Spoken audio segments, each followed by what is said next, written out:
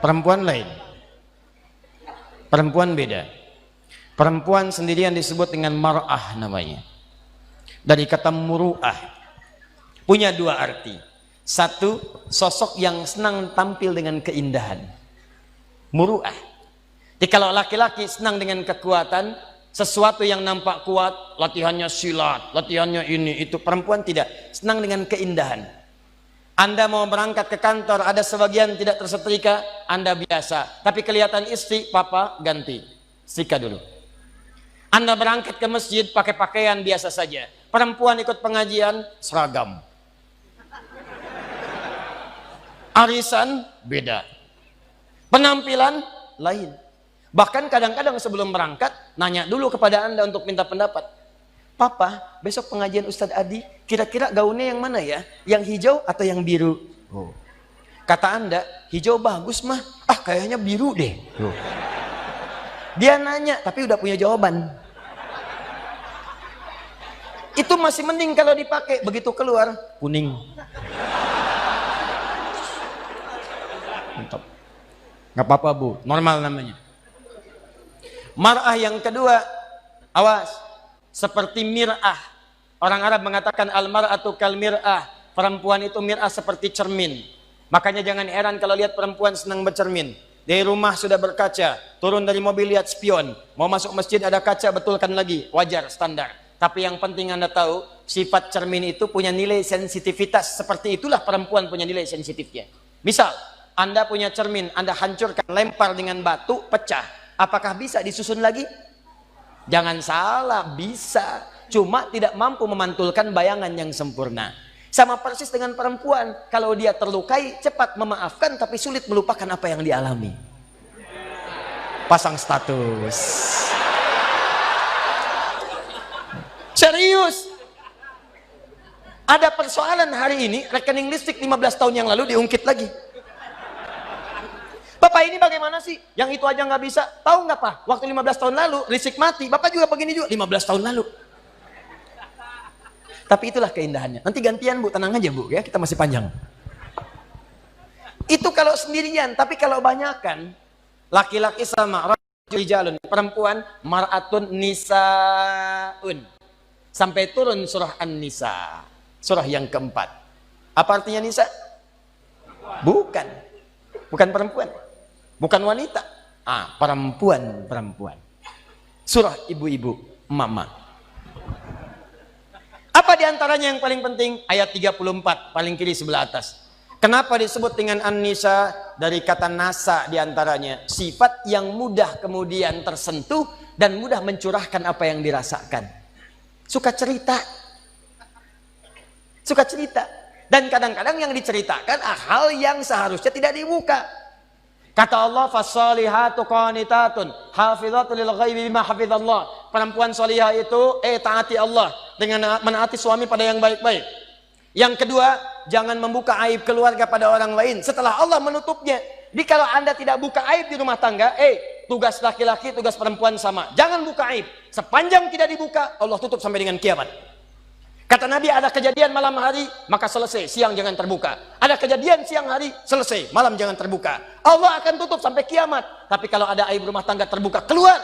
Maka kata Allah, jangan salahkan yang menyebarkan. Kamu sendiri yang salah. Saya sudah tutup, kenapa kamu buka? Bima hafizallah. Allah yang tutup, kalian yang buka.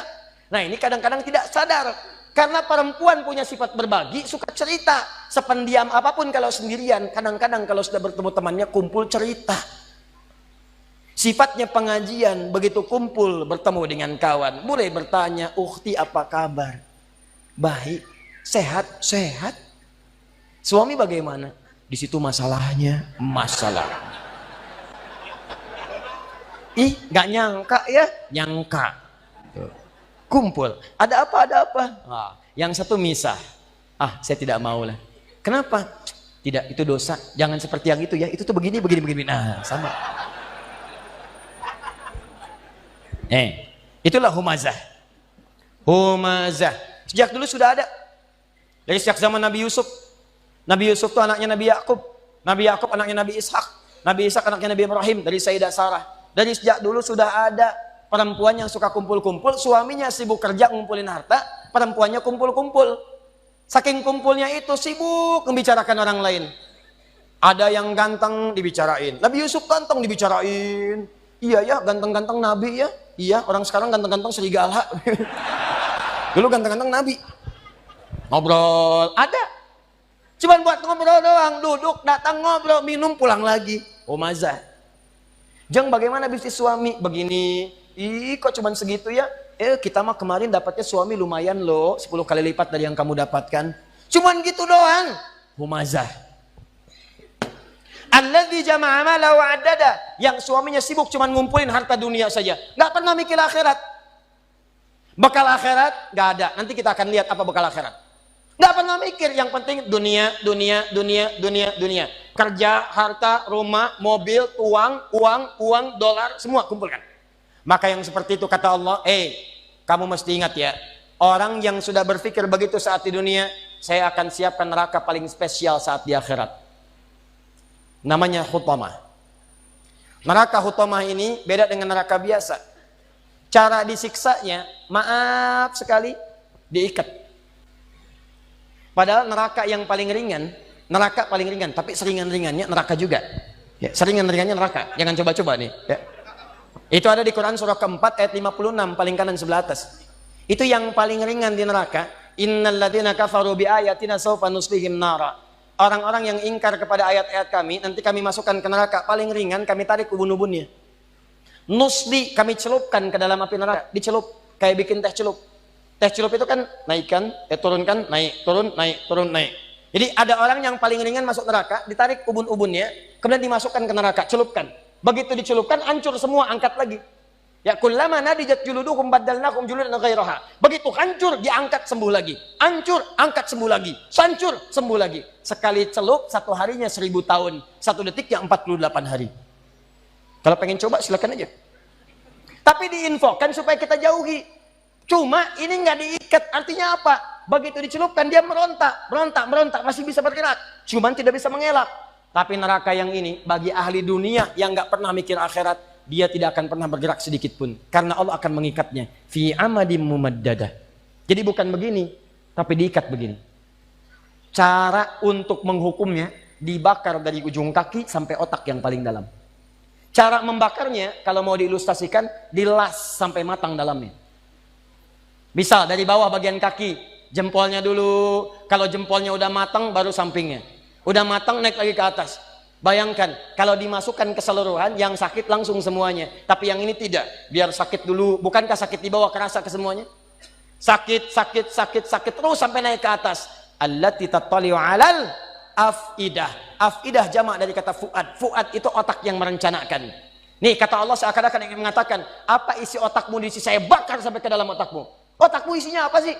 Orang sholat, kamu nggak sholat. Orang ngaji, kamu nggak ngaji. Orang puasa, kamu nggak puasa. Kerja lagi. Apa isi otakmu? Saya bakar sampai ke dalam yang paling dalam. Nih. Awas, hati-hati.